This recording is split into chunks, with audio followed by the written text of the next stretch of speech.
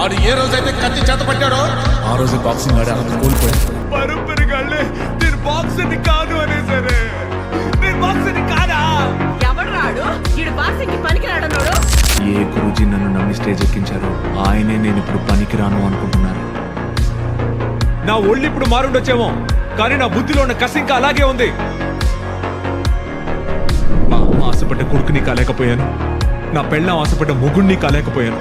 ఈరోజు నా గురూజీ ఆశపడ్డ శిష్యుడుగాను లేను. మరి నేను ఎవరినిరా? నన్ను నేను మార్చుకోవాలనుకుంటున్నాను. నా ప్రాణం పోయినా పర్వాలేదు.